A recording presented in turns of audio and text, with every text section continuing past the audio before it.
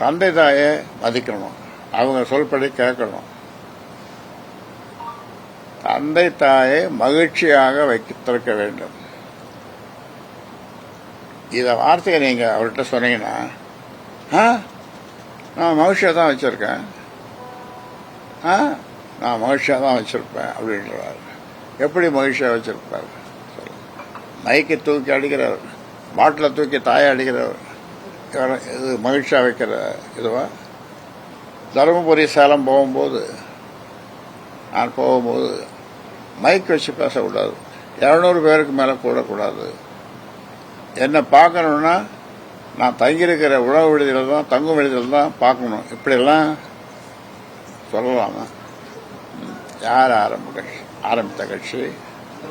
தனி ஒரு மனிதனாக, சுயம்பொன்னு சொல்லுவாங்க, தனி ஒரு மனிதனாக 96,000 கிராமங்களுக்கு சென்று இரவு பகலாக சென்று நான் பட்ட பாடு சொல்லி மாறாது. அவ்வளோ கஷ்டங்களை அனுபவித்திருக்கிறேன்.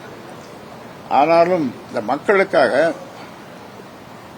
நம்ம வன்னிய சமுதாய மக்களுக்காக, அது அல்லாமல் எல்லா 324 சமுதாயங்களுக்கு, தமிழ்நாட்டில் இருக்கிற 324 சமுதாயங்களுக்கும் நான் பாடுபட்டு வருகிறேன். நான் முகநூலில் அல்லது ட்விட்டரில் நான் தொடர்ந்து போடுவதை நீங்கள் பார்த்திருப்பீர்கள். அந்த என்ன அறிக்கைகளும் எல்லா சமுதாயத்துக்கும் பொருத்தமான அறிக்கைகள் தான். இந்த மாதிரி யாரும் தமிழ்நாட்டில் கொடுத்துருக்க மாட்டாங்க. அதனால இதை உங்களுக்கு சொல்லுறேன். அவருடைய செயல்பாடுகள் இந்த மாநாட்டிற்கு பிறகு ரொம்ப மோசமா போயிட்டு இருக்கு. அதனால இது நான் மீண்டும் சொல்லுகிறேன். ஆனா